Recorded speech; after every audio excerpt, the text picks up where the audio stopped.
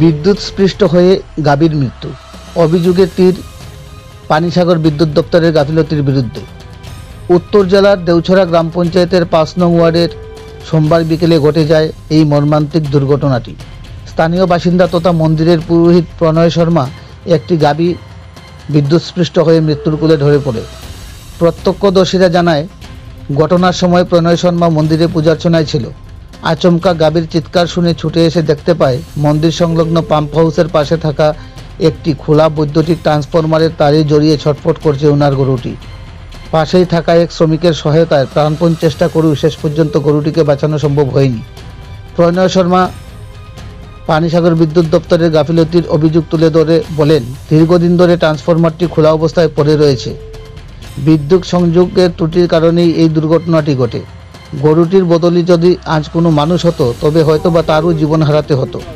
ঘটনার খবর পেয়ে পানিসাগর বিদ্যুৎ দপ্তরের সংশ্লিষ্ট আধিকারিকদের অবহিত করা হয়েছে। এলাকাবাসীরা দ্রুত তদন্ত করে দায়ী ব্যক্তিদের বিরুদ্ধে যথোপযুক্ত শাস্তির দাবি জানিয়েছেন। বিদ্যুৎস্পৃষ্ট হয়ে গরু মৃত্যুর ঘটনায় পুরো এলাকা জুড়ে পানিসাগর বিদ্যুৎ দপ্তরের বিরুদ্ধে ক্ষোভ ধুমায়িত হচ্ছে। পানিসাগর প্রতিনিধি রিপোর্ট, শ্যামলী ত্রিপুরা। 16 তারিখ সোমবার বিকাল 4:30 ঘটিকায় আমার গরুটারে আমি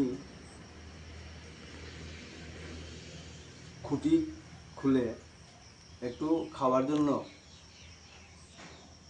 মানে এই জায়গাতে ছাড়ছিলাম আর কি।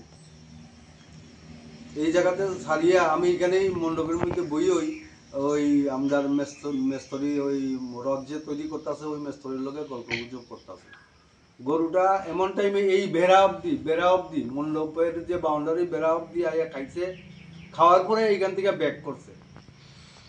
হঠাৎ করিয়া ওই ট্রান্সফরমার নিচে দিয়ে গেছে, এটা আমার মানে খেয়াল আসিল না। হঠাৎ করিয়া মানে একটা আওয়াজ পাইছি, গরুর আওয়াজ। হঠাৎ করে উঠিয়া দেখি কিটা গরুটা এইভাবে চারটেই যাচ্ছে পড়িয়ে। তারপরে আমি অতি সত্বর দৌড়াইয়া গেলাম বাঁশ দিয়ে আমি দেখছি মানে কোনো মতে মানে বাঁশ দিয়ে বাড়ি দেওয়ার কোনো ব্যবস্থা নাই, যার ফলে নাইলনের রশিটা দিয়ে আমি টানতে আরম্ভ করছি। যখন ওই আমাদের আর সম্ভব হয়েছে না, আমি মেস্তরিরে ডাক দিছি। ডাক দেওয়ার পরে আমরা দুজনে অনেক চেষ্টার পরে মানে ওই বাউন্ডারির থেকে আমরা বাইর করছি। বাইর করার লগে লগে রশিটা আমি খুলিয়ে আমরা মেসেজ করতে আরম্ভ করলাম।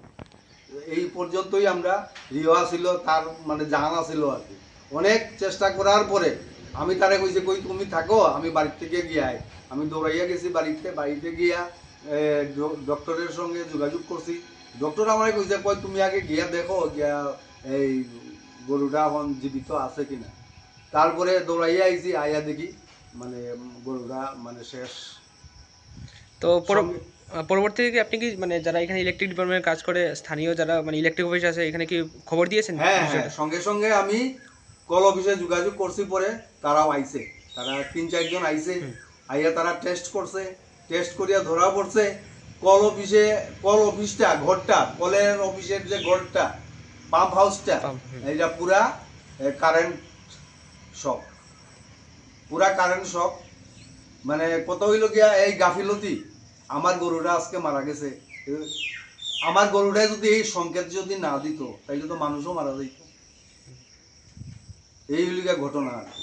মেইন ঘটনা হইল গিয়া এইটা, এত গাফিলতির কারণে আমার এত বড় গরুরা আমার মানে জান যাইতে হয়েছে আর কি।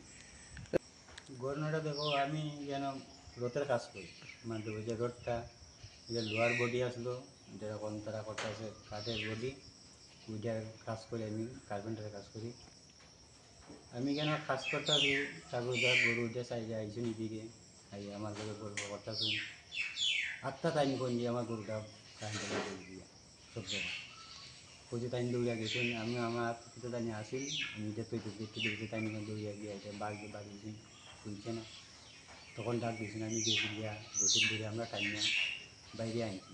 আমি এটা মেসেজ করছি, আমরা করার পরে আর বাঁচতে না টাইম দিয়েছেন বাইরে গিয়ে ফোন করছি।